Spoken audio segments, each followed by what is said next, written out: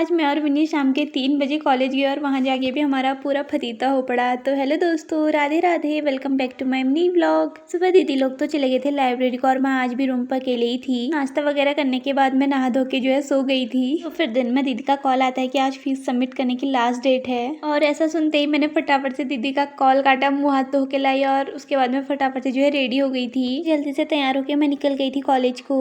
तो हम दोनों 2:30 बजे कॉलेज को जा रहे थे। ऊपर से विन्नी की तबीयत भी खराब हुई थी तो इसने आने में थोड़ी लेट भी कर दी थी। और बाहर से तो इतनी खतरनाक वाली धूप लग रही थी ना, तो हमने अपने लिए एक फ्रूटी ली। फिर कॉलेज को जाते जाते मैं विन्नी को अपना डॉक्यूमेंट दिखा रही थी। बैग में रखे रखे पता नहीं इसकी हालत कैसे खराब हो गई थी। और जब ऐसा पहले स्कूल में होता था ना, तो टीचर सीधे बोल देते थे इसमें दाल भात खा के आई हो तुम। और यही डर मुझे अभी भी लग रहा था, ऐसा बोल देंगे तो चिच्ची कैसा लगेगा मुझे सबके सामने। इसी बातें करते करते फिर हम लोग भी पहुंच गए थे मार्केट। हम लोग थोड़ी देर आरती दी लोग की शॉप पर बैठे। उसके बाद हम लोग चले गए थे CSC सेंटर। वहाँ से विन्नी ने पैसे वगैरह निकाले। उसके बाद हम लोग आ गए थे वापस। और वापस आते टाइम हम लोग इतने सही टाइम पे पहुंचे ना, क्योंकि उस टाइम दीदी लोग जो है मोमो खा रहे थे। इसी बहाने हमको भी एक एक मोमो खाने को मिल गया था। उसके बाद मैं और विन्नी चले गए थे कॉलेज को। कॉलेज जाने से पहले ऊपर बैठ के हम लोगों ने जो है विन्नी की फीस सबमिट करी, क्योंकि मैंने तो पहले ही कर दी थी अपनी। फिर फीस सबमिट करने के बाद हम लोग गए कॉलेज और वहाँ से हमने अपनी रिसिप्ट वगैरह निकाली। जैसे हम लोग इसको जमा करने जा रहे थे, सामने से इतनी तेज वाली बारिश आने लग गई थी ना।